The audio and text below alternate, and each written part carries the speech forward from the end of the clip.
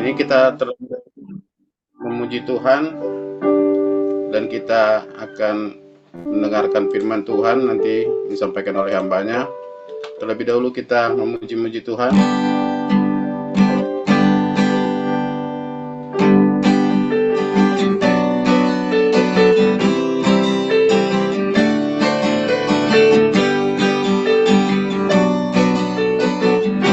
Allah bangkit dan bersoraklah.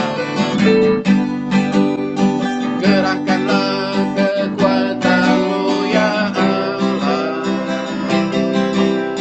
Tunjukkanlah kuasa-Mu ya Tuhan. Serahkanlah musuh-Mu, serahkanlah musuh-Mu. Selamatkanlah umat-Mu. Allah dahsyat di tempat kudus-Nya. Gerakkanlah kekuatan-Mu ya Allah. Tunjukkanlah kuasa-Mu ya Tuhan. Serahkanlah musuh-Mu, serahkanlah musuh-Mu. Selamatkanlah umat-Mu. Allah dahsyat di tempat kudus-Nya. Allah bangkit, Allah bangkit, bersoraklah. Allah bangkit, bernyanyilah. Musuh dikalahkan, musuh dikalahkan. Umatnya dibebaskan. Allah dahsyat di tempat kudus-Nya. Mari umat Tuhan kita bersorak-sorai. Musuh kita telah diserahkan. Allah bangkit, memberikan kemenangan bagi kita. Haleluya. Gerakkanlah kekuatan-Mu ya Allah. Tunjukkanlah kuasa-Mu ya Tuhan. Serahkanlah musuh-Mu, serahkanlah musuh-Mu. Selamatkanlah umat-Mu. Allah dahsyat di tempat kudus-Nya. Allah bangkit, Allah bangkit, bersoraklah. Hey, Allah bangkit, bernyanyilah. Musuh dikalahkan, musuh dikalahkan. Umatnya dibebaskan. Allah dahsyat di tempat kudus-Nya. Allah bangkit, Allah bangkit, bersoraklah. Hey, Allah bangkit, bernyanyilah. Musuh dikalahkan, musuh dikalahkan. Umatnya dibebaskan. Allah dahsyat di tempat kudus-Nya. Allah bangkit, Allah bangkit, bersoraklah. Hey, Allah bangkit, bernyanyilah. Musuh dikalahkan, umatnya dibebaskan. Allah dahsyat di tempat kudus-Nya. Allah dahsyat, Allah dahsyat di tempat kudus-Nya. Allah dahsyat, Allah dahsyat di tempat kudus-Nya. Kita bersyukur, kita bangga punya Allah kita yang membela kita, menolong kita. Terpujilah nama Tuhan. Haleluya, haleluya. Saatnya kita menyambut firman Tuhan, mengejar kekudusan. Kalau saya tidak salah ya artinya.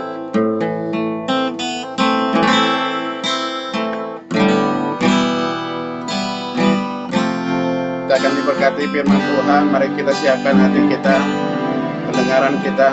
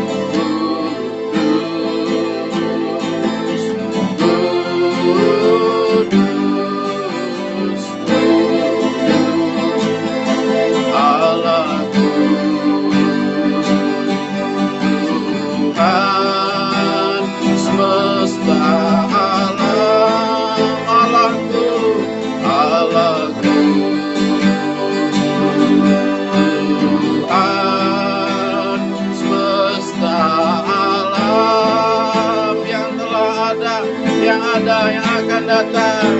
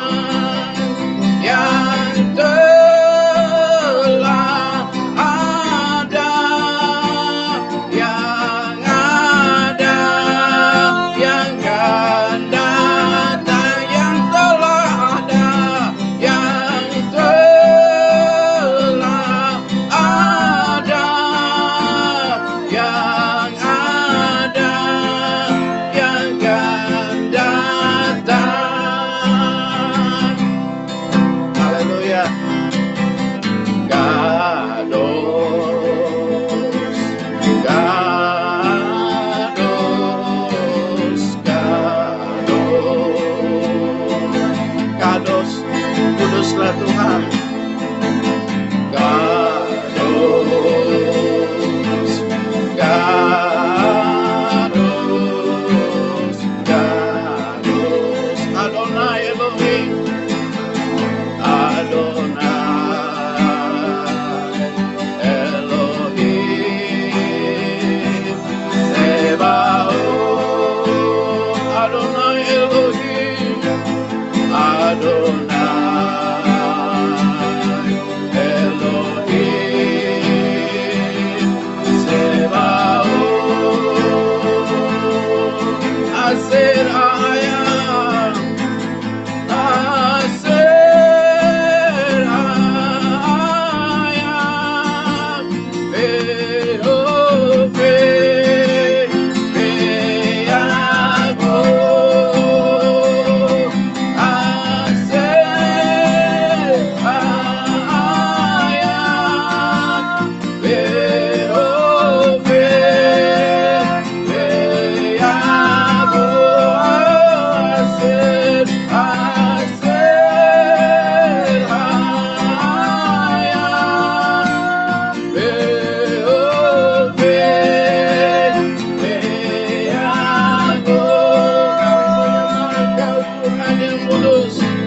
Mari sekali lagi kita katakan kudus-kuduslah Tuhan.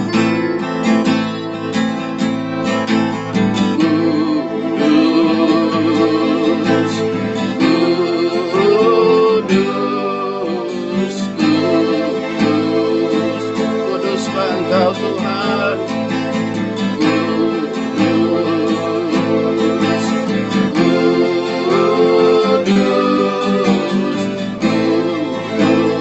Allahku, Allahku, Tuhan semesta alamku, Allahku, Allahku, Tuhan semesta alam yang telah ada, yang akan datang, yang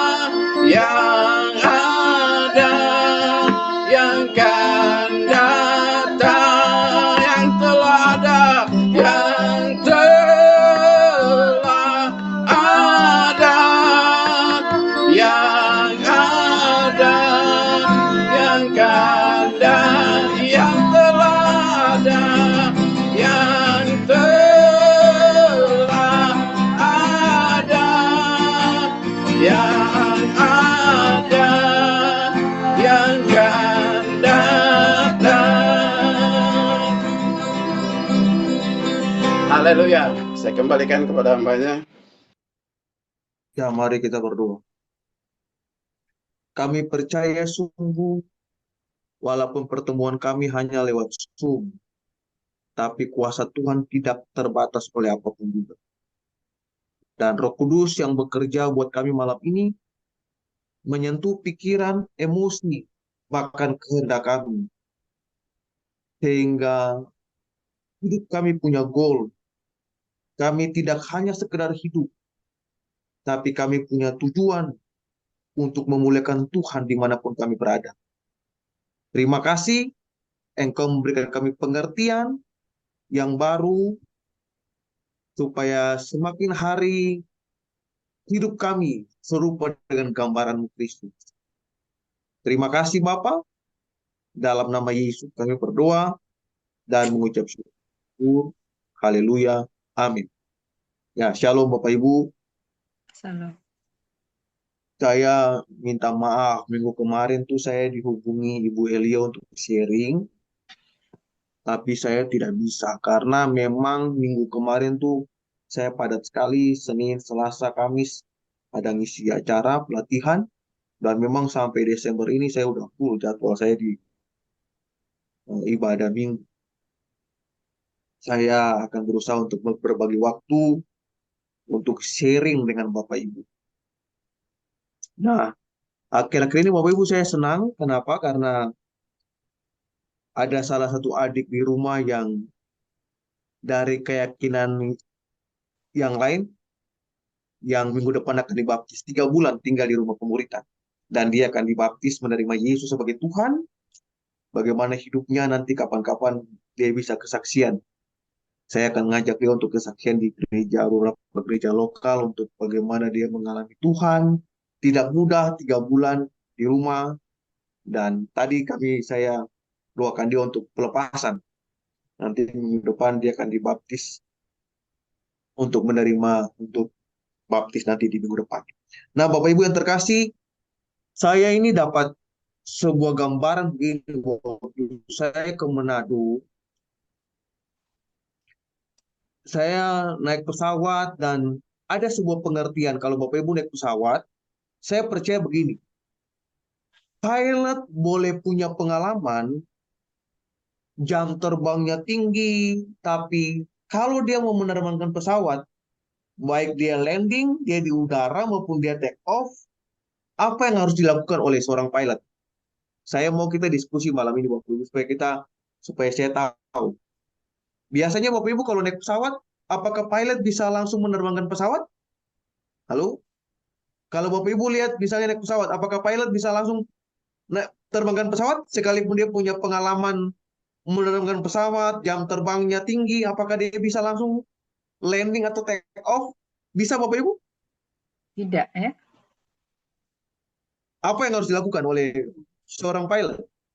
Panaskan dulu ya. Disiapkan dulu segala Ya, sesuatunya. selain itu apa lagi, Bapak? Menghubungi menara.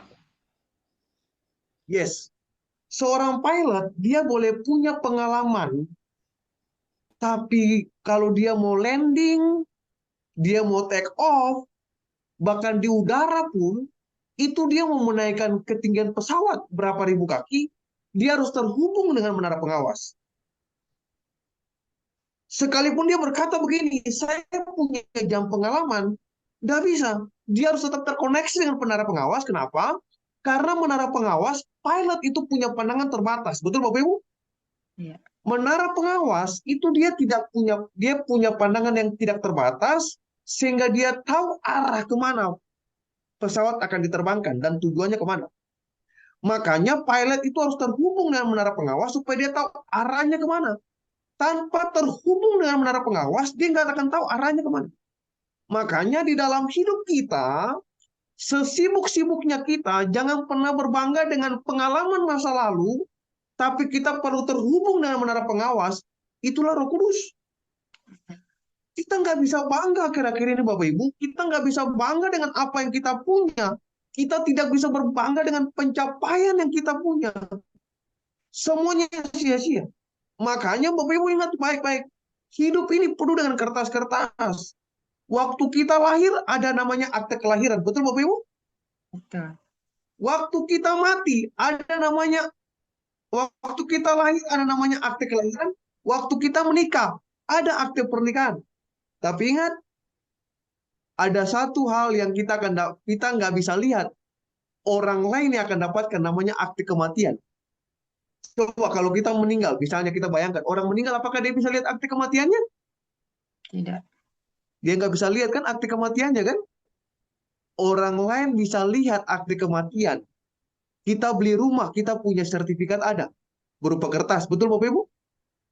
Betul. Kita beli properti, kita beli mobil, ada sertifikat berupa kertas.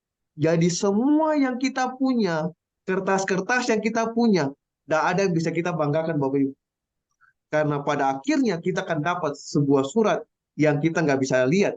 Orang lain lihat, namanya akte kematian. Betul? Betul. Saya ngomong masih cepat, Bapak Ibu tidak ya? Semoga saya ngomong tidak cepat. Jadi kita harus tetap terhubung. Makanya lewat hal seperti ini, jadi jangan hanya sekedar puas dengan pertemuan seperti ini, tapi kita harus tetap terhubung setiap hari dengan menara pengawas. Itulah Tuhan. Itulah Roh Kudus yang kita terus agungkan, Yesus yang kita muliakan. Kita harus tetap terhubung. Sesibuk-sibuknya kita boleh nggak boleh bilang, saya punya pengalaman ini, nggak bisa. Kita nggak bisa berbangga dengan pengalaman kita di masa lalu. Tapi kita perlu lihat Yesus yang ajaib dan luar biasa. Ada haleluya. Nah, itu yang saya dapatkan ketika saya terus merenungkan bersama Tuhan. Nah, karena kita hari ini temanya tentang pursuing holiness, nah kita buka bersama dalam Ibrani pasal 12 ayat yang ke-14.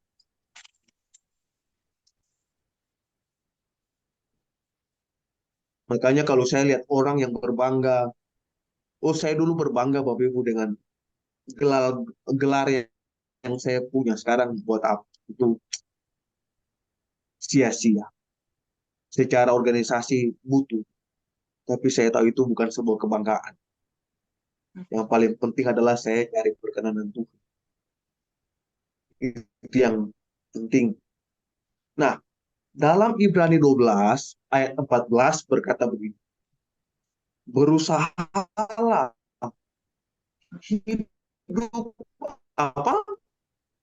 Damai dengan semua orang dan kejarlah kekudusan sebab ke Tuhan. Nah, akhir-akhir ini Bapak Ibu, yang harus kita ingat, ini yang sudah sulit di dalam rumah tangga, di dalam pelayanan, di mana area apa saja adalah tentang perdamaian. Betul Bapak Ibu ya? Makanya di dalam Ibrani 12 ayat 14 berkata begini, usahakanlah, berusahalah. Berarti kita perlu terus melatih diri kita untuk hidup berdamai dengan semua orang. Nah, orang berkata begini, jangan menikmati surga kelamaan kalau kita harus meninggal dulu, baru kita merasakan surga. Harusnya waktu kita masih di bumi, kita merasakan suasana surga. Dan suasana surga yang pertama dimulai itu dalam keluarga. Betul Bapak Ibu ya? Kelamaan kalau kita meninggal baru kita rasakan suasana surga kelamaan. Harusnya waktu kita masih di bumi, kita harus rasakan surga. Yesus datang bawa kerajaan surga kan? Di muka bumi ini, kita harus rasakan surga di bumi, bukan tunggu kita meninggal.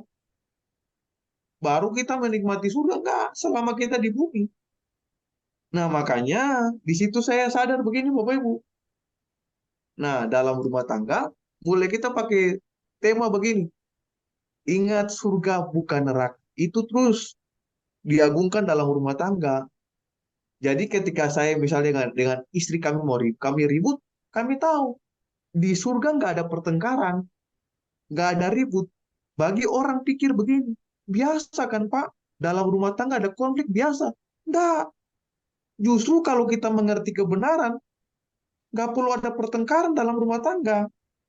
Kalau kita mengerti bahwa rumah tangga kita adalah surga, harusnya kita bawa surga dalam rumah tangga. Karena di surga nggak ada pertengkaran, nggak ada ribut. Halo, setuju ini Bapak Ibu? Oh iya dong, Itu yang harus terus dilatih. Jadi misalnya kan nggak mudah. Saya dari Ambon, istri saya dari Poso. Oh, darah sama-sama darah mendidih. Sulawesi, Ambon. Wah, darah panas. Bayangkan Bapak Ibu, nada saya bicara tinggi. Walaupun saya nggak ada maksud marah-marah. Istri saya orang Sulawesi, Sulawesi Tengah. Nadanya juga tinggi. Bisa bayangkan Bapak Ibu. Tapi kita mengerti bahwa tugas saya hadirkan surga dalam rumah tangga. Jadi mulai. Makanya ketika dalam konflik rumah tangga, ada intimidasi bilang begini, kalau kamu suami, saya itu seringkali Bapak Ibu kan gak mudah Bapak Ibu ya. Suami-suami itu kalau mau minta maaf dari istri itu tidak mudah Bapak Ibu. Betul, tidak mudah. Betul ya Pak Derikson ya? Tidak mudah nggak Pak Derikson, Pak Paul? Tidak mudah dalam rumah tangga. Tiba-tiba kita suami minta maaf dari istri, itu tidak mudah. Itu Amin. seperti harga diri kita tuh diinjak-injak. Kira-kira betul tidak Pak Derikson atau Pak Paul? Amin. Amin. Betul ya? Tidak mudah Bapak Ibu. Nah, waktu intimidasi itu datang, saya tahu, tidak apa-apa, saya mengalah. Karena saya tahu kebenaran. Kalau saya berpegang kepada ego saya, hancur rumah tangga saya. Karena saya mau ciptakan bukan berarti saya tunduk sama istri saya, enggak. Tapi saya ngerti kebenaran. Saya mau begini, ada perdamaian dalam keluarga. Saya nggak mau ciptakan neraka dalam rumah tangga saya. Saya mau hadirkan surga dalam rumah tangga saya. Apalagi kalau udah tidur sama-sama kan, itu kan nggak enak. Nah ini harusnya kita ingat. Jadi perdamaian perlu kita usahakan. Amin. Dan Roh Kudus, Tuhan, pribadi Tuhan yang dalam kita akan mampukan kita, Bapak Ibu. Bisa kita melangkah begitu? Tidak bisa. Kita butuh kekuatan Tuhan. Dan pribadi Tuhan yang di dalam kita, yang memampukan kita, Bapak Ibu. Ingat, kita terbatas, tapi ada kuasa yang tidak terbatas yang tinggal di dalam kita, yang akan memampukan kita. Jadi, Bapak Ibu ingat, waktu kita menerima Yesus sebagai juru selamat, dia bukan hanya sekedar jadi juru selamat dalam hidup kita, tapi gini, sumber segala sesuatu, kekuatan, pengharapan, mujizat ada dalam kita. Sumber kedamaian ada dalam kita. Makanya tugas kita membawa perdamaian bagi orang lain. Membawa sukacita bagi orang lain. Nah, ini penting Bapak Ibu. Jadi dalam rumah-rumah tangga yang ada sekarang ini Bapak Ibu, saya tadi dengar gini, ini yang penting buat kita dalam keluarga-keluarga karena kita rajin ke gereja, tapi dalam rumah tangga nggak ada perdamaian. Betul nggak Bapak Ibu? Halo? Kita boleh berdoa, tapi dalam rumah tangga nggak ada perdamaian. Harusnya kita mulai perdamaian dari mana? Dari dalam keluarga kita. Supaya terang kemuliaan Tuhan terpancar. Amin. Kalau enggak, kita hanya sekedar ritual agamawi, Bapak Ibu. Kita ke gereja, tapi di dalam rumah tangga nggak ada perdamaian. Buat apa? Nah, ini harusnya kita mengerti ini supaya saya masih belajar, apakah sudah sempurna? Belum, tapi terus melatih. Day by day terus melatih. Jadi ketika ada konflik, saya ingat hidup dalam perdamaian. Ingat surga. Karena tiap hari kita berdoa ada surga. Jadi ketika ada konflik, enggak. Di neraka ada pertengkaran. Surga nggak ada pertengkaran. Jadi saya mulai melatih. Nah ini yang harusnya kita ingat.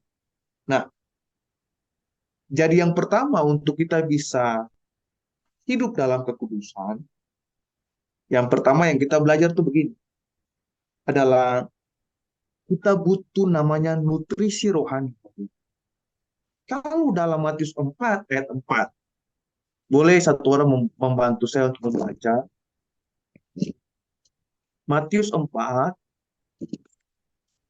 ayat 4.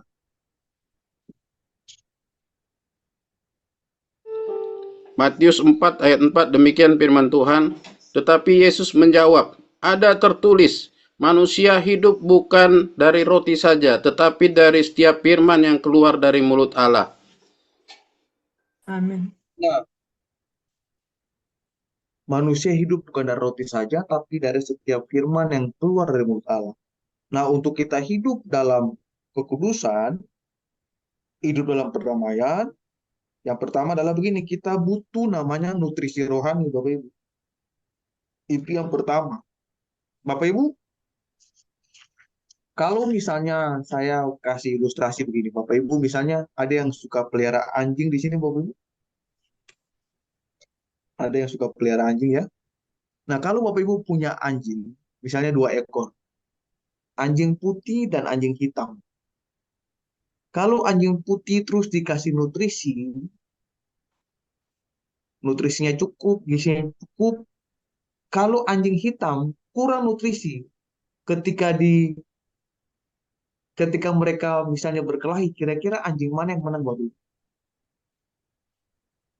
Yang dikasih nutrisi ya, yang menang. Yang dikasih nutrisi yang menang, betul ya? Betul. Anjing hitam kurang nutrisi, waktu diadu, dikasih berkelahi, maka pasti anjing putih menang. Kenapa? Nutrisinya cukup. Nah, dalam hidup kita, kita pun butuh nutrisi. Dan nutrisi yang terbaik, kita kan harus mengerti hidup kita terdiri dari roh, jiwa, dan tubuh. Kalau tubuh kita nggak cukup secara nutrisi yang biasa kita lakukan, tapi bagaimana kita pun perlu mengisi roh kita dengan nutrisi yang terbaik. Makanya perlu ada keseimbangan antara roh, jiwa, dan tubuh. Nah, banyak orang hanya sekedar memenuhi nutrisi tubuh, tapi dia lupa untuk rohani. Orang kalau kurang nutrisi, Bapak Ibu, ngaco dalam hidupnya. Nah, makanya kenapa pentingnya firman. Bapak Ibu yang terkasih, saya tuh nggak pernah anti dengan orang nonton YouTube loh Bapak Ibu ya. Nah, saya nggak apa-apa. It's okay, itu boleh. Tapi bagi saya pribadi, nutrisi yang terbaik adalah perenungan pribadi akan firman yang kita lakukan secara pribadi. Itu lebih terbaik. Saya tidak anti nonton YouTube Bapak Ibu. Tapi kita perlu punya perenungan pribadi. Apa yang Tuhan mau sampaikan buat kita di hari ini lewat perenungan yang kita buat. Waktu kita renungkan itu, ada kekuatan baru yang kita dapat. Karena cara Tuhan berbicara kepada setiap orang berbeda-beda. Ada rema-rema baru yang akan kita dapatkan. Itu yang akan buat kita kuat.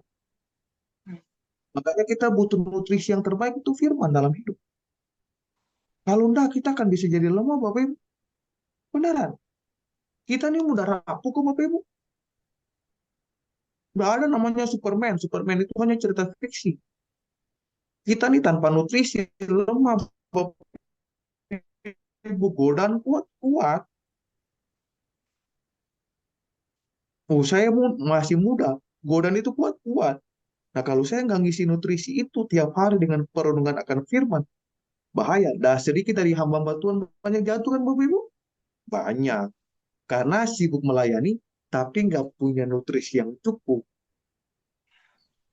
Nanti saya juga lagi belajar begini, jangan sampai pelayanan jadi jebakan buat saya. Saya akhirnya saya tidak punya lagi intiman dan perenungan bersama Tuhan. Saya pun perlu berjaga-jaga itu, Bapak Ibu.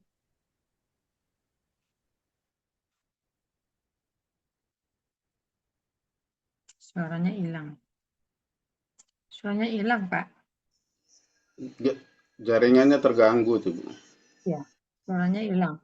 Pak Stanley, suaranya nggak keluar ya.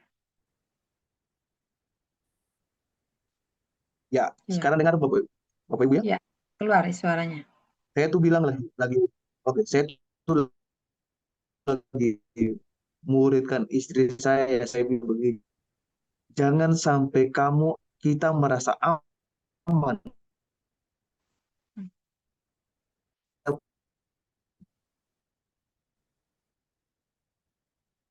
Hilang lagi suaranya ya. Tapi kita menunjukkan Tuhan. Terputus ya suaranya. Halo, Iya. halo, bisa dengar? Nah, sekarang dengar tadi terputus-putus, Pak. Mana tuh suaranya? Oke, sekarang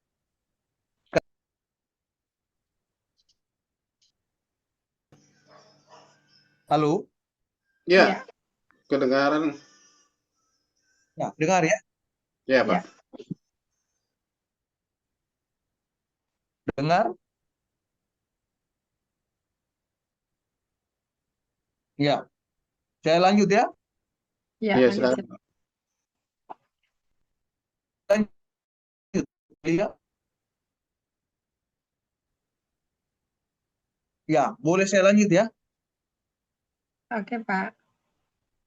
Ya, jadi bisa? Sudah bisa? Oke ya. Oke.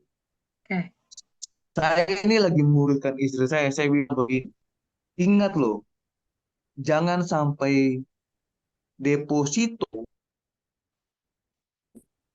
dan di bank yang memberikan tentang Hilang lagi ya suaranya ya. Apa harus tutup kamera aja, Pak? Gitu ya. Bisa juga ya, Pak Derikson. Ini pengaruh Biasanya, biasanya kamera seperti apa itu. gimana? bisa dengar Bapak Ibu? Dengar, tapi tadi terputus-putus, Pak. Kalau Oke. kalau tutup kamera gimana, Pak Stanley? Oke, saya tutup kamera. Coba dulu. Sekarang dengar? Ya, Dengar. Nah, saya tuh lagi muridkan istri saya Bapak Ibu. Kenapa? Saya lagi bilang begini. Kita aman dan tenang. Bukan karena deposito dan tabungan kita di bank yang buat kita aman dan tenang. Harusnya kita aman dan tenang. Karena kita hidup akan janji dan penyertaan Tuhan buat kita. Karena perkataan Tuhanlah yang menguatkan kita. Bukan karena deposito dan tabungan. Bapak Ibu sekarang lihat banyak orang terguncang. Waktu deposito tabungan berkurang di bank. Makanya ada orang berkata begini. Kenapa anak kecil tidur dengan orang dewasa tidur? Mana yang lebih nyenyak, Bapak Ibu? Coba saya tanya Anak, Bapak Ibu. anak kecil yang tidur nyenyak ya. Kenapa anak kecil tidur nyenyak? Ada yang tahu Bapak Ibu? Kenapa Ya, orang dewasa tidur? karena banyak pikiran, Pak. Khawatir, Pak. Karena ternyata pikiran anak-anak itu nggak ada cicilan, nggak ada pinjaman online, nggak ada judi online, tidak ada ATM, dan saldo. Makanya hidupnya tenang, anak-anak santai. Orang dewasa mikir saldonya berapa, ATM-nya berapa, cicilan berapa. Enggak. Oh, terus latih. Saya kira-kira ini saya terus melatih Bapak Ibu. Makanya tergantung dari nutrisi apa yang kita konsumsi setiap hari. Nah, contoh ya, kenapa kita hidup tidak mengalami banyak hal tidak mengalami sesuatu yang luar biasa dalam hidup? Karena tergantung dari nutrisi apa yang kita konsumsi. Kita perlu merenungkan begini Bapak Ibu. Nutrisi apa yang kita konsumsi setiap hari? Nutrisi firman atau nutrisi perkataan orang atau firman tetangga? Perlu kita renungkan Bapak Ibu. Kenapa kita tidak sehat? Kenapa kita hidup dalam kepahitan, kekecewaan, sakit hati? Karena yang kita hirup, yang kita konsumsi setiap hari adalah gini. Nutrisi perkataan orang. Betul ya? Kalau saya tanya misalnya, lebih mudah kita ingat firman Tuhan hari Minggu atau perkataan orang 3 bulan yang lalu? Coba. Kalau saya tanya Bapak Ibu misalnya, lebih mudah kita ingat mana? Kalau saya tanya Oma Esther, kira-kira Oma lebih mudah ingat khotbah hari Minggu atau orang punya perkataan 3 bulan yang lalu, Oma?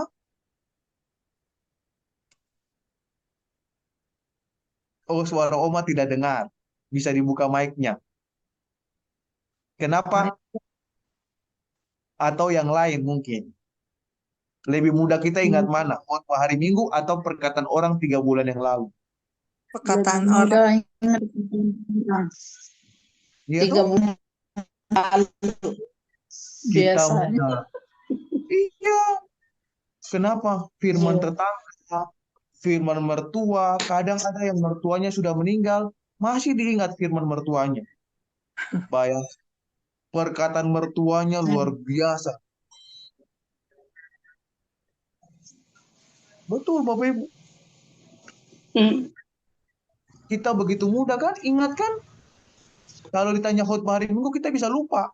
Tapi Iya. kalau orang perkataan 6 bulan yang lalu kita ingat. Orang punya perkataan 1 tahun yang Ya. lalu kita ingat. Makanya kenapa kita hidup dalam kepahitan, kekecewaan. Kita hidup nggak bisa ada perdamaian. Karena yang kita konsumsi perkataan orang setiap hari. Yang kita renungkan adalah firman tetangga setiap hari. Kenapa kita suka ribut? Karena yang kita renungkan firman suami setiap hari, firman istri setiap hari, firman mertua setiap hari. Makanya hidup kita penuh dengan kepahitan, kekecewaan, sakit hati, dendam dengan orang. Coba kita renungkan. Makanya malam ini kita harus ubah. Harusnya yang kita renungkan, nutrisi yang kita harus konsumsi setiap hari adalah firman, bukan perkataan. Sebab hidup kita tidak ditentukan dari apa yang orang katakan, tapi hidup kita ditentukan dari apa yang Tuhan katakan atas hidup kita. Itu penting. Nah, tinggal pilihan di kita. Firman mana yang berkuasa? Mau firman tetangga atau firman Tuhan? Mau firman mertua atau firman Tuhan? Pilihan di tangan kita, Bapak Ibu. Bisa ini, Bapak Ibu ya? Supaya kita ke gereja, kita merdeka. Kita ikut ibadah, kita berdoa, kita merdeka. Kita bukan cuma sekedar hadir memenuhi kewajiban agamawi, tapi kita mengalami sesuatu dengan Tuhan. Haleluya. Harusnya kita mengalami itu dong, Bapak Ibu ya. Saya ingat betul 2000 berapa ya, 2019. Jadi apalagi mau dekat-dekat Natal kan, Bapak Ibu.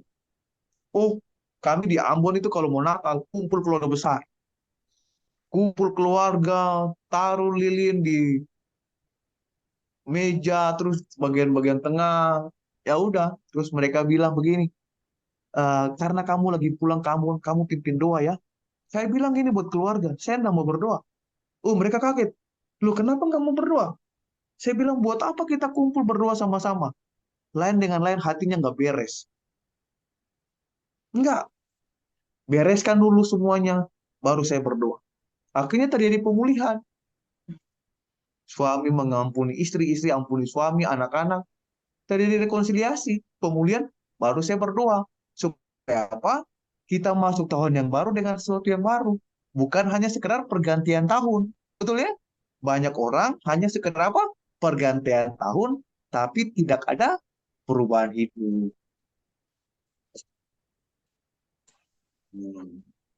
Saya masih bisa lanjut Bapak Ibu ya. Nah ini yang harusnya kita ikat. Jadi biarlah kita didrive oleh firman. Sekali lagi firman itu penting. Jadi kita terus renungkan nih. Oh iya, kenapa saya hidup gak merdeka? Saya hidup dalam kepahitan, kecewa. Oh, berarti mungkin saya salah konsumsi nih. Berarti saya harus rubah. Buat keputusan bukan hanya sadar, saya harus buat keputusan, saya perlu konsumsi nutrisi. Dan nutrisi yang terbaik adalah firman Tuhan. Selesai. Nah, ini yang penting bagi kita.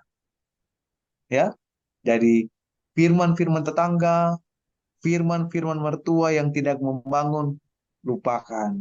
Makanya kenapa Tuhan ciptakan dua, Tuhan tuh ciptakan semua tuh nggak kebetulan. Betul Bapak Ibu?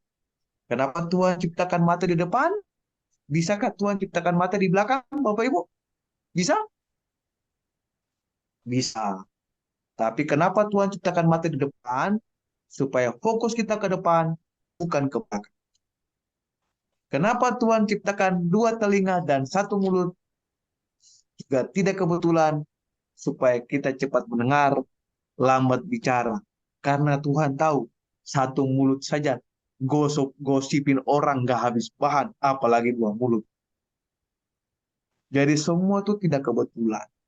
Nah, ini harus kita ingat. Jadi kita lihat Bapak Ibu, akhir-akhir ini ya, kita perlu berjaga-jaga dan berwaspada Bapak Ibu. Kalau enggak, kemarin saya lihat waktu di Bali bencana itu 14 orang meninggal. Enggak ada yang tahu. Lihat sehat, besok meninggal. Jadi kita nggak tahu kapan hidup kita. Selain kita perlu berjaga-jaga.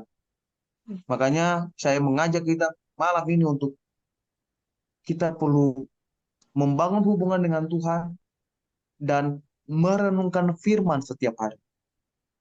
Jadi kita bukan hanya sekedar membaca, tapi kita perlu merenung. Itu akan jadi kekuatan kita, Bapak Ibu. Kalau perkataan orang aja kita bisa ingat, harusnya perkataan Tuhan harusnya lebih mudah kita ingat. Karena perkataan Tuhan memberikan kita arah kehidupan. Nah, ini yang penting bagi kita. Jadi sekali lagi, saya tidak pernah anti Bapak Ibu boleh nonton YouTube, perlengkapi diri dengan yang lain, dengar khotbah, dengar renungan, it's okay. Tapi yang pertama yang perlu kita ingat adalah kita perlu punya perenungan secara pribadi dengan Tuhan sebagai modal awal untuk kita melangkah day by day. Nah, ini yang pertama. Nah, yang kedua, untuk kita hidup di dalam kekudusan adalah kita perlu ada dalam komunitas yang benar. Untuk kita ada, jadi yang pertama adalah kita butuh nutrisi rohani, yang kedua adalah kita perlu ada dalam komunitas yang tepat. Dalam Mazmur 1 ayat 1, coba Bapak Ibu satu orang membaca.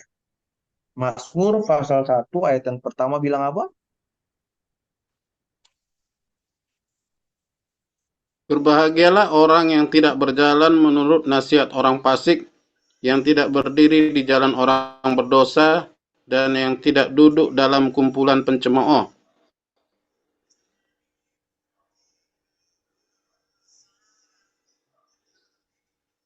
Nah, jadi ternyata Bapak Ibu, dari Mazmur 1 ayat 1, kita dapat sebuah pengertian begini, bahwa bahagia kita itu tidak ditentukan dari banyaknya kekayaan yang kita miliki, tapi kebahagiaan kita ditentukan oleh 3 hal.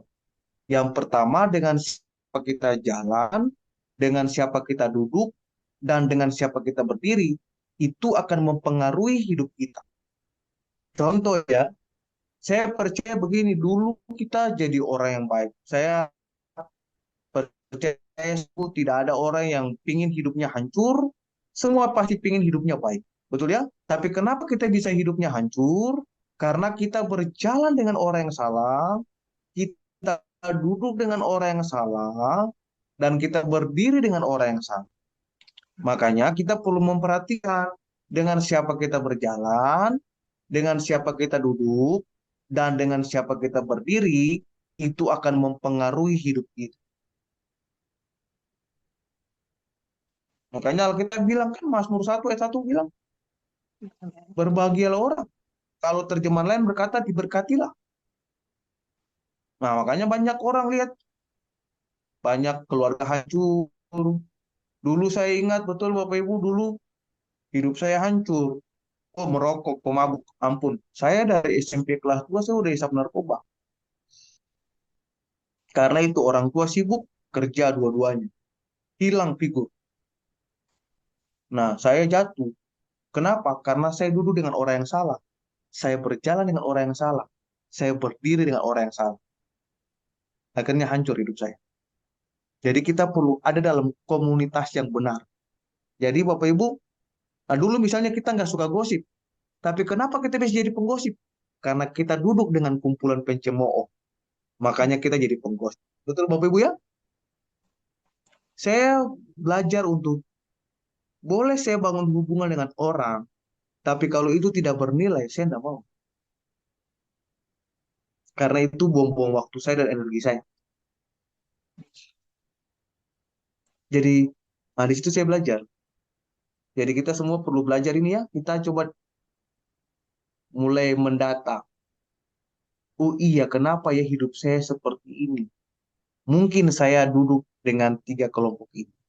Jadi sekali lagi, untuk kita tetap bisa hidup dalam kekudusan, kita perlu perhatikan.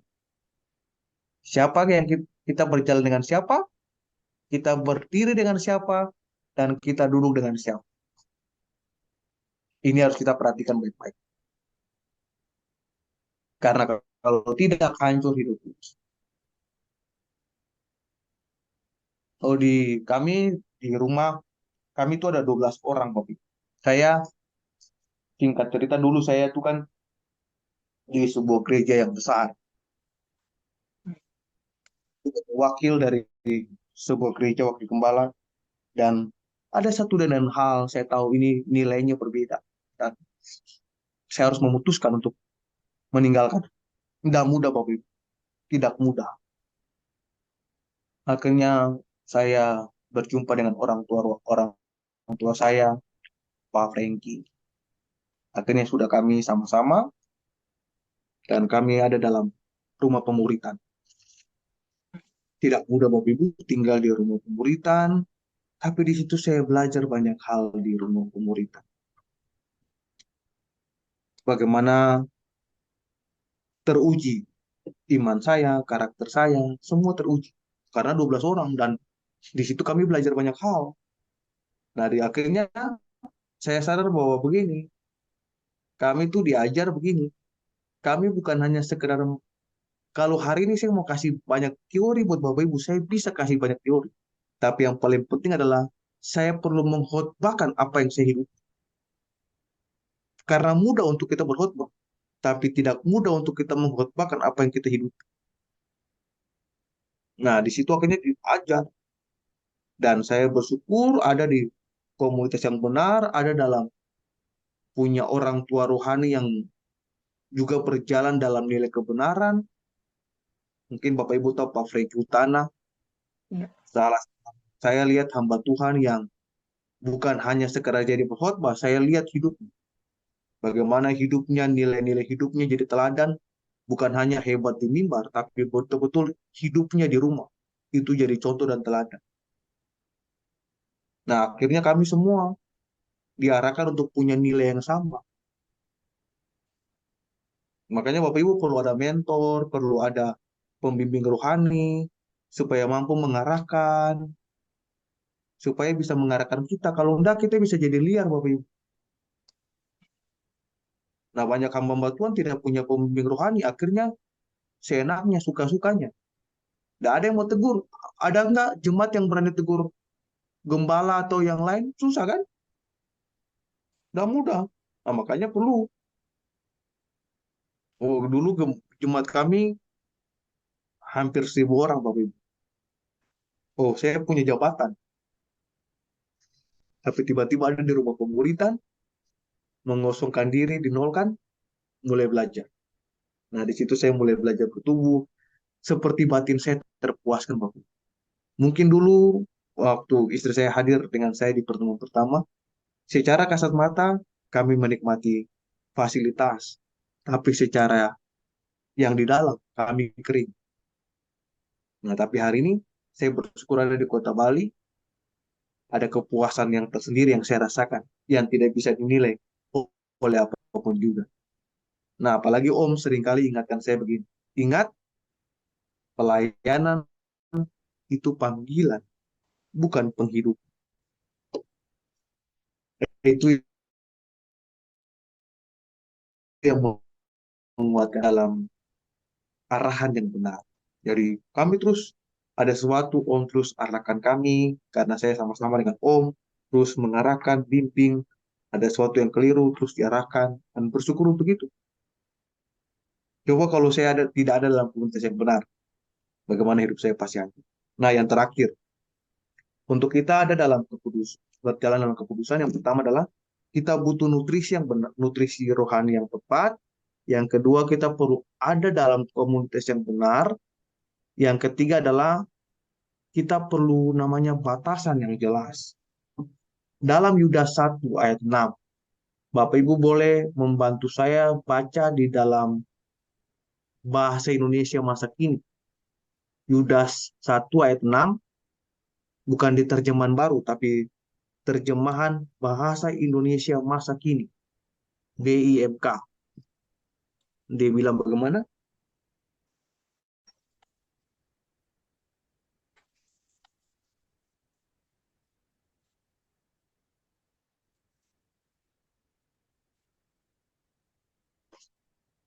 Ada yang dapat? Kalau belum ada ya, saya baca aja kalau Yudas ada. 1 ayat 6.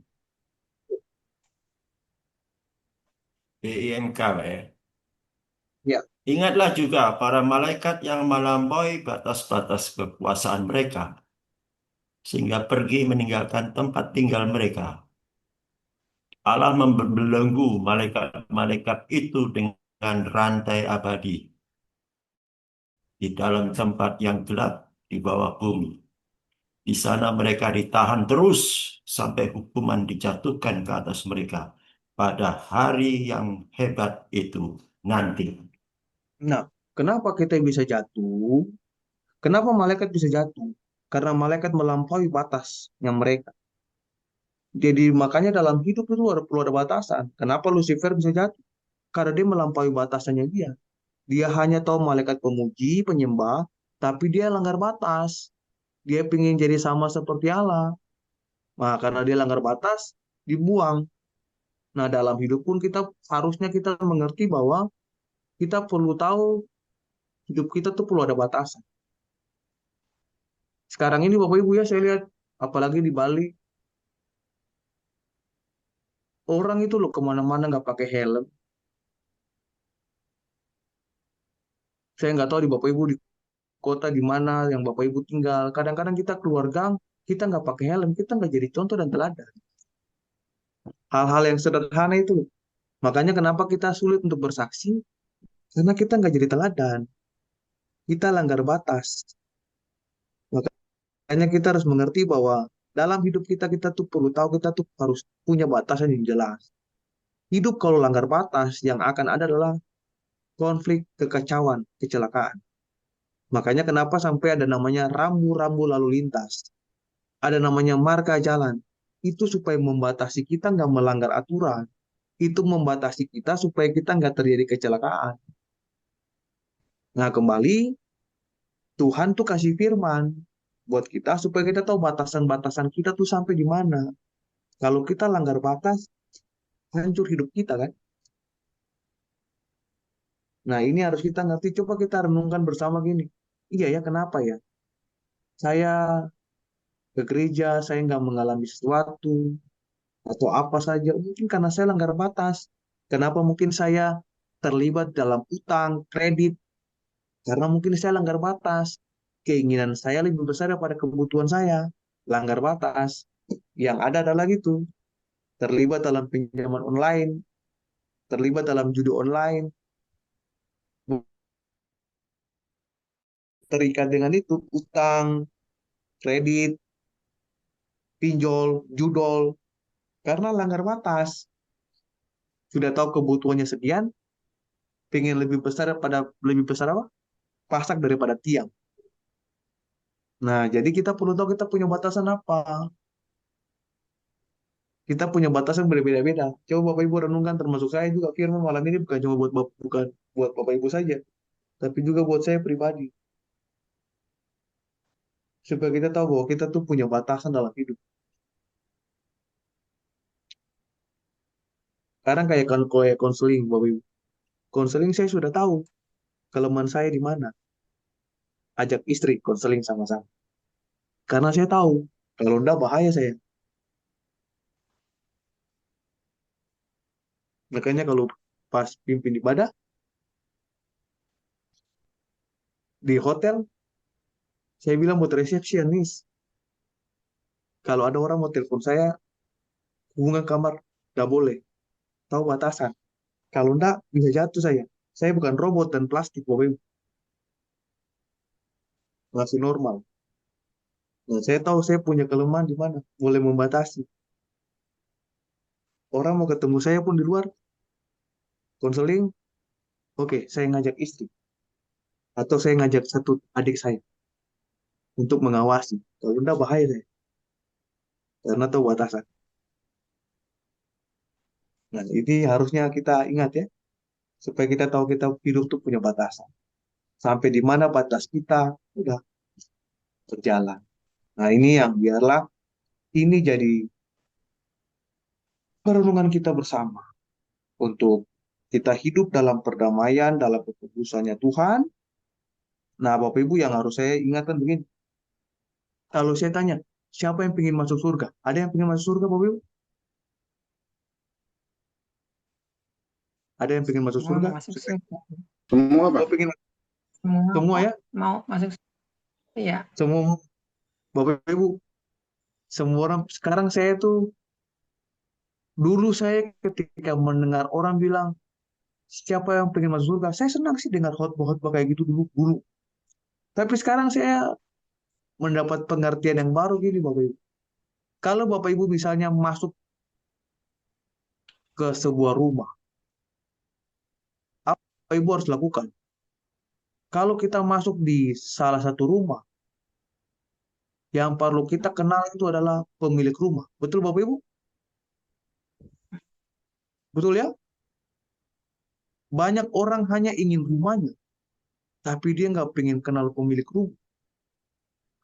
Nah, banyak orang hanya ingin surga, tapi dia nggak pengen kenal dengan pemilik surga. Itulah Kristus Yesus Tuhan. Makanya, sekarang saya nggak pernah khotbah tentang surga lagi, karena surga itu hanya tempat. Yang perlu saya khotbahkan adalah pengenalan kepada sang pemilik rumah. Karena kalau kita sudah kenal dengan pemilik rumah, dia akan undang kita masuk ke rumahnya. Ada haleluya? Amin. Amin. Kalau kita cuma tahu rumahnya, kita hanya mau rumahnya, itu pencuri namanya. Coba Bapak Ibu pikir, betul nggak? Coba Bapak Ibu nggak kenal Nah, orang, tiba-tiba orangnya masuk ke rumah, itu kan pencuri, maling.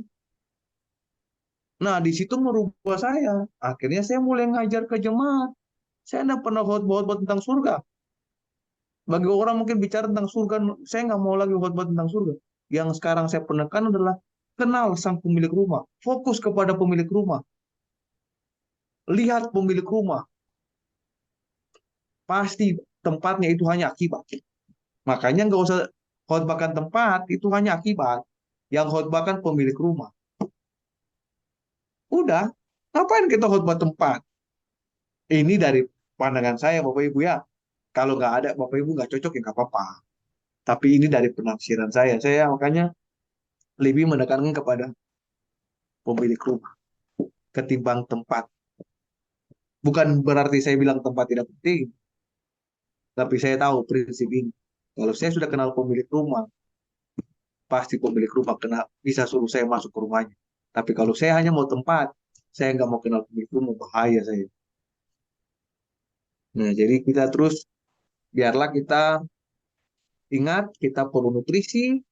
Nutrisi apa yang kita konsumsi, apakah nutrisi perkataan orang atau firman Tuhan yang akan kita konsumsi setiap hari. Yang kedua adalah kita perlu ada dalam komunitas yang benar, Bapak Ibu perlu ada mentoring, perlu ada pembapaan rohani, perlu berkumpul dengan orang-orang yang punya nilai yang sama, values, sebab hidup kita digerakkan oleh hal-hal seperti ini. Kita perlu perhatikan dengan siapa kita berjalan, dengan siapa kita duduk, dengan siapa kita berdiri, itu akan pengaruh hidup kita.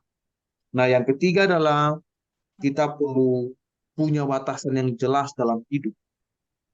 Sebab kalau kita punya batasan, itu akan membuat kita terjaga. Jangan langgar batas. Apa yang sudah ada batasan, jalankan yang ada. Tuhan memberkati. Mari kita berdoa. Hari ini mungkin ada yang bagian tangan kiri yang sakit, ada yang rasa nyilu, atau ada bagian dada yang sakit. Saya akan berdoa buat Bapak Ibu. Kalau ada, saya akan berdoa.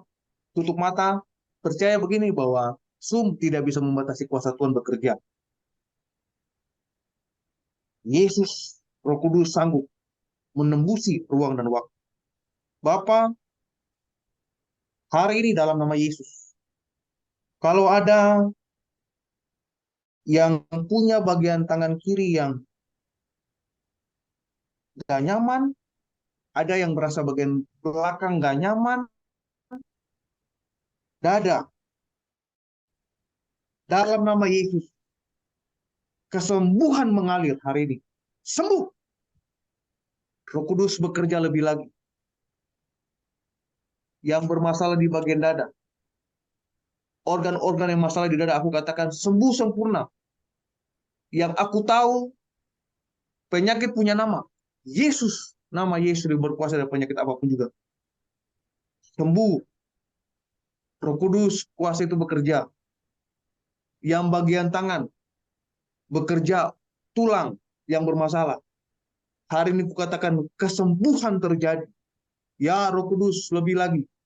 More. Aku tidak membatasi kuasa Tuhan bekerja malam ini. Lebih lagi bagi kami. Ada yang bermasalah di bagian belakang. Kuasa Tuhan bekerja. Sembuh. Terima kasih Bapak buat malam ini. Terima kasih Yesus. Engkau yang menciptakan semua tulang, saraf, otot. Ada yang bermasalah. Kesembuhan mengalir. Bagi kami malam ini. Yesus lebih berkuasa dari apapun juga. Penglihatan-penglihatan yang mungkin buram. Mungkin karena kami tidak bisa mengelola hidup kami dengan baik.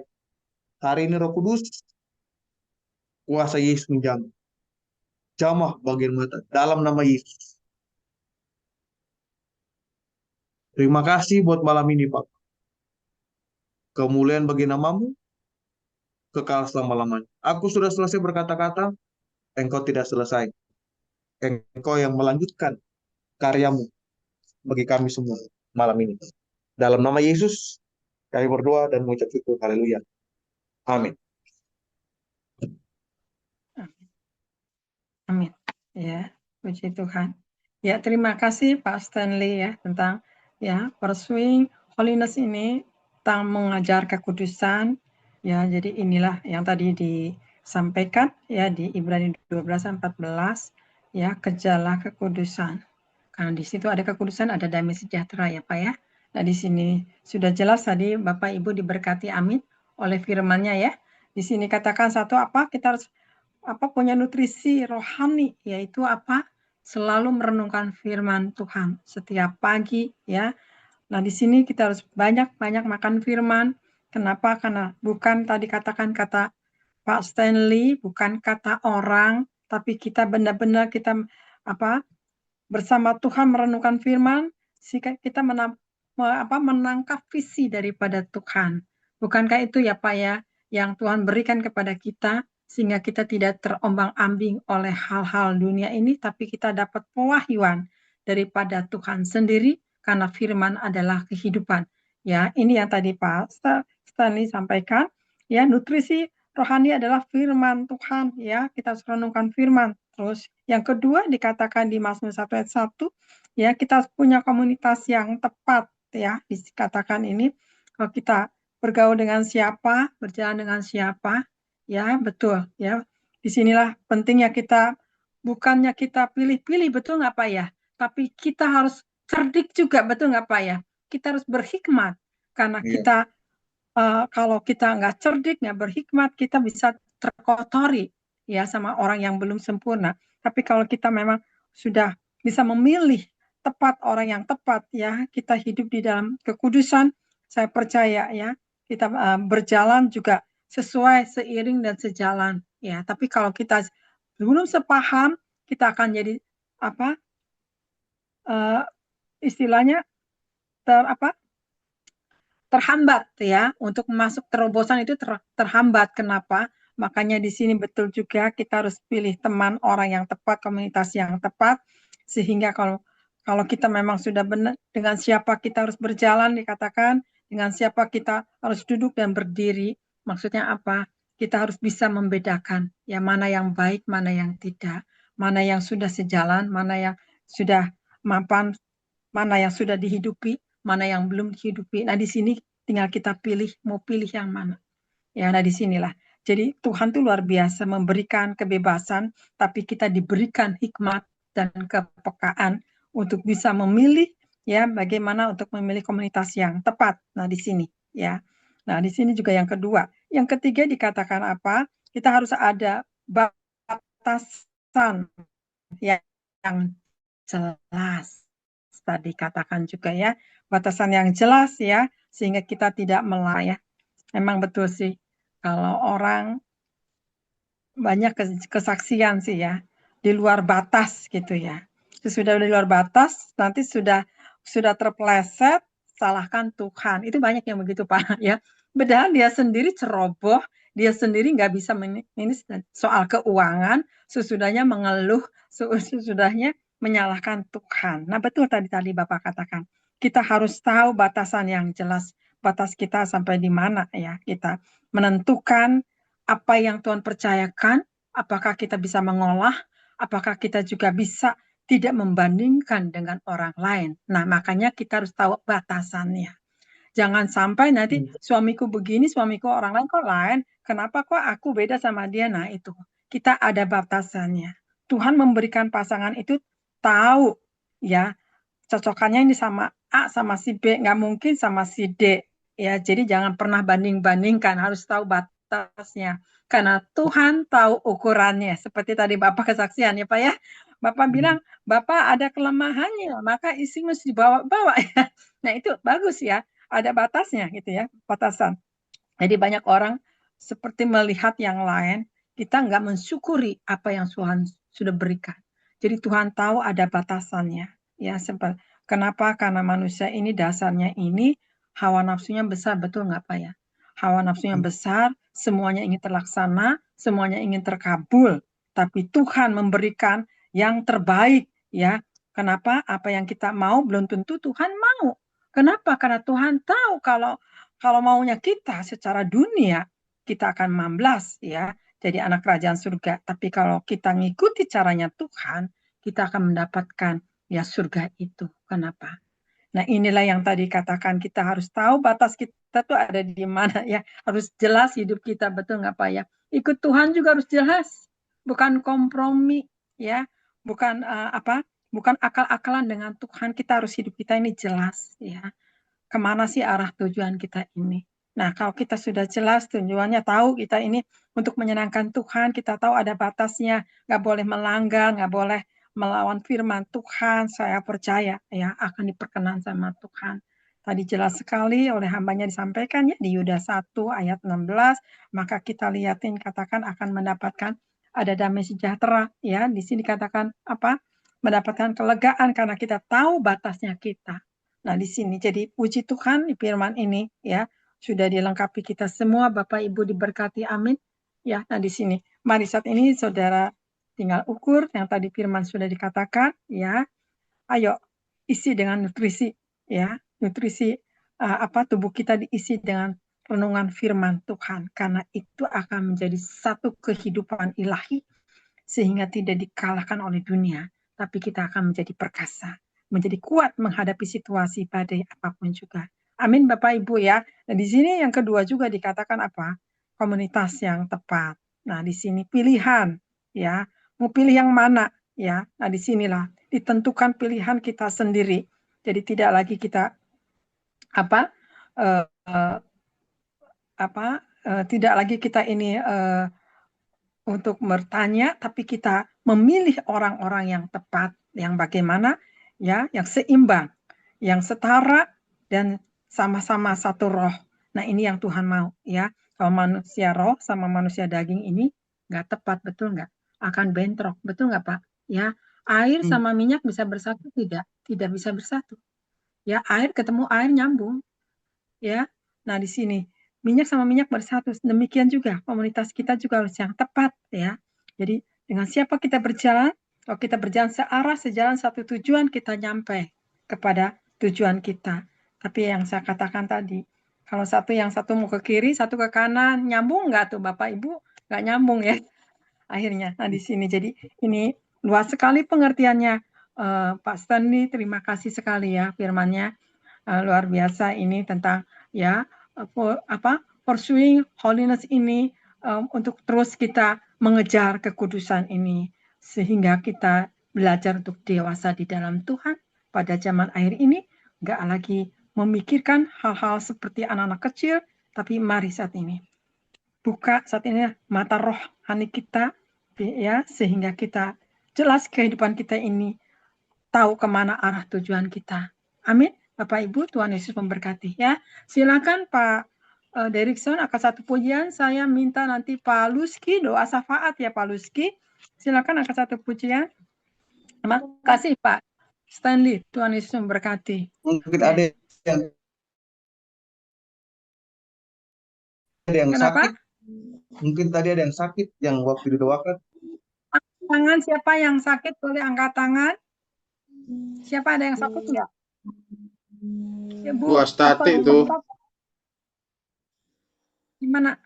dalam tangan saya memang itu Oh, kadang-kadang kayak kesemutan gitu, tapi ntar dia ini oh. lagi gitu. Puji Tuhan ya, Tuhan udah Udah. jamah ya, Sekarang kesembuhan rasa bagaimana, mengalir. Ibu?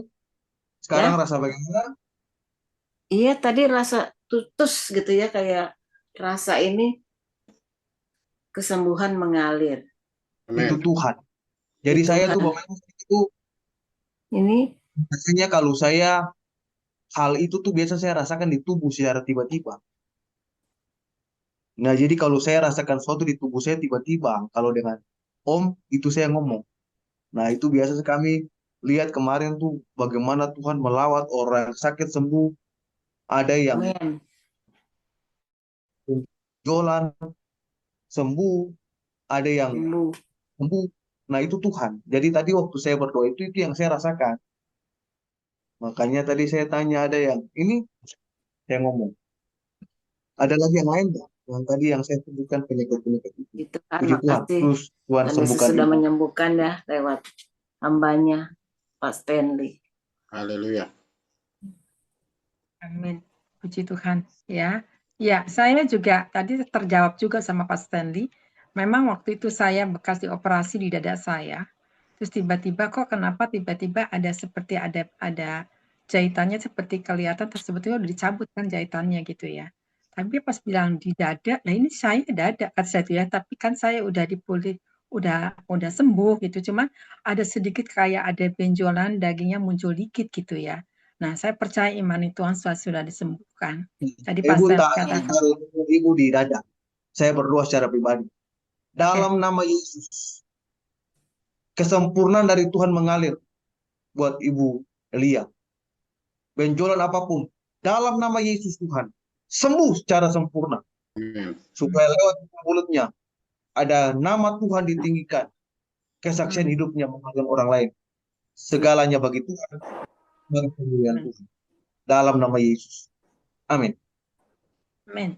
Puji Tuhan ya. Jadi tepat banget ya. Memang mulai ada rasa gitu. Oh, tadinya gatal-gatal, tadinya udah nggak ada gitu. Kenapa ya ada gatal-gatal? Tapi tadi puji Tuhan, tadi hambanya bilang ya, di dada, tangan, katanya tangan. Tapi ya, saya puji Tuhan. Masih ada nggak tadi yang disebutkan sama hamba Tuhan? Coba angkat tangan. Masih ada yang tadi hambanya sampaikan? Nggak ada ya. Oke, ya terima kasih Pak Sani ya. Tuhan Yesus memberkati. Amin. Silakan Pak Erikson, nanti Pak Yuski siapkan untuk doa syafaat. Nanti Pak berkat, silakan.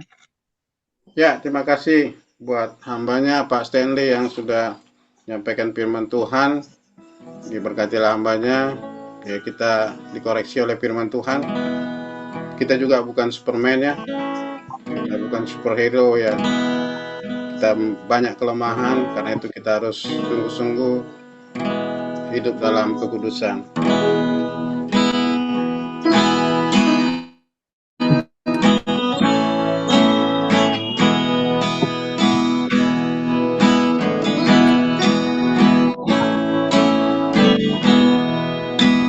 Jujur kadang ku tak sanggup menghadapi semua bebanku,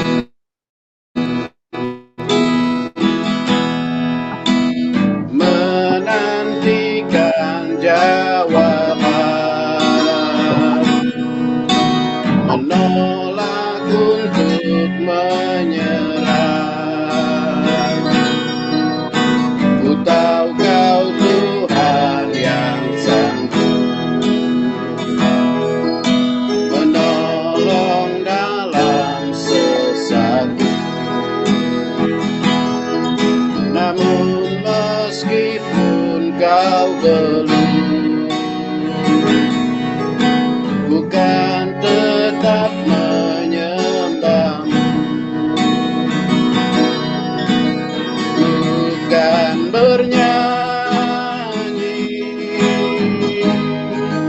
sampai jiwaku percaya, sampai hatiku mendengar lagu pengharapan. Bukan berserah, ku tahu aku tak sendiri, ku yakin kau mengasihiku,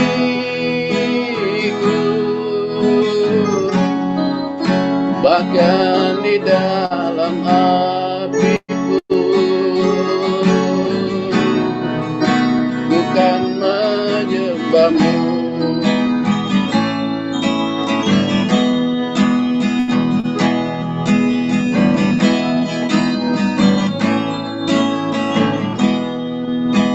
Jujur kadang aku lalai, bersandar pada kekuatanku, di dalam kelemahanku sempurnalah kuasa-Mu. Imanku memegang janji-Mu, ku tahu Kau selalu bersamaku dalam setiap perkaraku. Kaulah damai tenangku, bukan bernyanyi sampai jiwaku percaya, sampai hatiku mendengar lagu pengharapan. Ku tahu Kau sanggup, aku tak pernah sendiri, selalu baik Kau di hidupku, bahkan di dalam api pun bukan menyembahmu.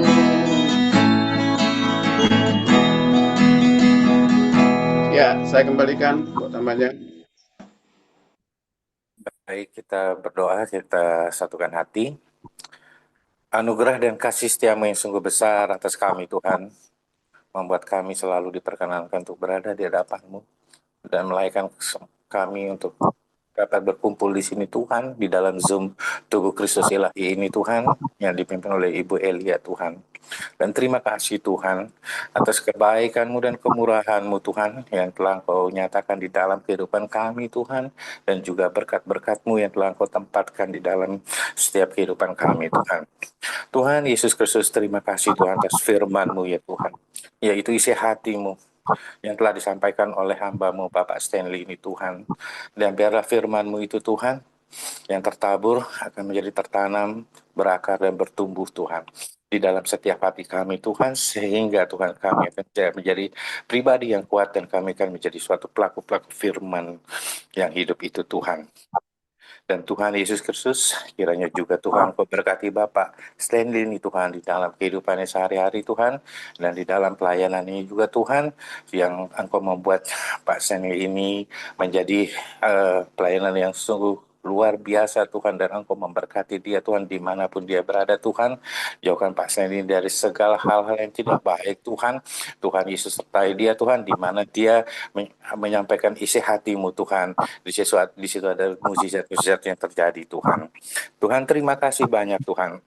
Biarlah kegiatan Zoom ini, Tuhan, menjadi suatu kegiatan rohani, Tuhan, yang dapat memberitakan isi hatimu, kehendakmu Tuhan, sehingga kami menjadi lebih dekat lagi kepadamu Tuhan, dan kegiatan Zoom ini akan menjadi kegiatan yang banyak orang dapat mengenal Engkau Tuhan. Dan Tuhan Yesus Kristus, kiranya Tuhan selalu hadir di dalam setiap kehidupan kami Tuhan, dan Engkaulah saja yang Tuhan yang kami tinggikan Tuhan. Jika dari kami Tuhan yang ada mengalami kelemahan-kelemahan tubuh Tuhan, aku percaya Tuhan Engkau menjamah Tuhan Yesus Kristus segala penyakitnya Tuhan, dan Tuhan angkat itu Tuhan, dan baik itu segala beban-beban yang ada di dalam tubuhnya juga Tuhan Yesus Kristus Engkau angkat. Kami percaya juga Tuhan Engkau menuntun kami semua Tuhan untuk dapat terus berjalan Tuhan, melewati lembah kelam menjadi suatu lembah yang penuh dengan sukacita Tuhan. Demikian juga Engkau urapi kami Tuhan, dan Tuhan Yesus Kristus belas kasihan-Mu juga turun atas kami Tuhan. Dan Tuhan yang sertai kami Tuhan dalam setiap segala pergumulan-pergumulan yang ada yang kami hadapi di dalam dunia ini Tuhan. Dan Tuhan, biarlah kami hidup di dalam kasih-Mu Tuhan, dan selalu mengalami Engkau di dalam setiap perkara-perkara di dalam kehidupan kami Tuhan. Engkaulah sumber dari kehidupan kami Tuhan. Tiada yang lain Tuhan selain mengandalkan Engkau Tuhan, dan tiada yang lain Tuhan selain berharap kepadamu Tuhan, karena Engkau adalah satu-satunya juru selamat kami Tuhan, dan Engkau adalah satu-satunya Tuhan yang setia Tuhan. Terima kasih banyak Tuhan Yesus Kristus, dan kiranya Tuhan kami juga berdoa Tuhan untuk bangsa Indonesia ini Tuhan. Kiranya Tuhan Yesus Kristus memberkati Indonesia Tuhan, supaya negeri ini juga Tuhan tetap menjadi tempat yang aman dan sentosa Tuhan, dan bangsa ini selalu cinta akan damai Tuhan. Jauhkan segala hal-hal yang tidak baik Tuhan, baik itu gempa bumi, baik itu banjir, baik itu angin ribut, baik itu juga tindakan-tindakan kejahatan, pelecehan-pelecehan, baik itu juga terhadap yang pembulian dan sebagainya Tuhan. Hal-hal yang tidak baik Tuhan, jauhkan kami semua daripada itu Tuhan.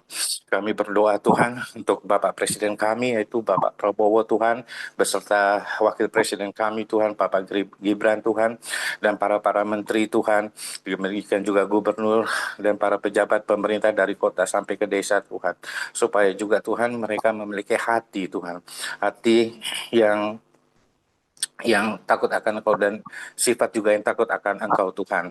Biarlah hikmat-Mu bekerja Tuhan atas mereka Tuhan, dalam segala keputusan yang diambil Tuhan. Dan kami percaya juga Tuhan, Engkau juga beracara dalam setiap segala upaya-upaya pemerintah Tuhan dalam membangun negeri ini Tuhan, negeri tercinta ini Tuhan. Baik itu di segala sektor Tuhan, baik itu ekonomi, industri, perbankan, pertanian, hukum, pariwisata, dan juga pendidikan Tuhan, kesehatan. Dan Tuhan Yesus Kristus, baik juga Tuhan segala pilar-pilar pemerintah yang penting lainnya Tuhan, kiranya Engkau ada ikut campur tangan Tuhan. Tuhan, terima kasih Tuhan, jauhkan bangsa ini dari segala bentuk yang tidak baik Tuhan, baik itu musibah-musibah Tuhan-Mu Tuhan, yang lebih daripada hidup setiap kami Tuhan. Sebentar lagi juga kami akan berpisah satu sama lainnya Tuhan, dan menyelesaikan ibadah ini Tuhan, dan kami akan beristirahat.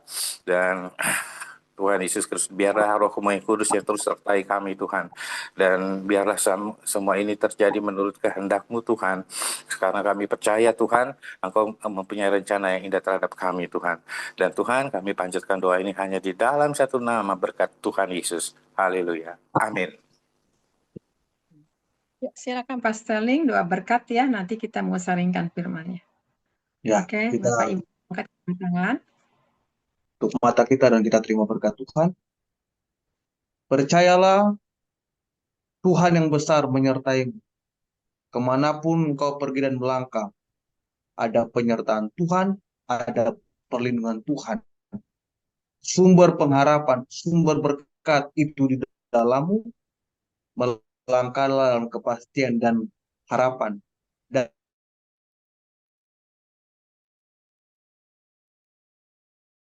dimanapun berada, dan diberkati Tuhan.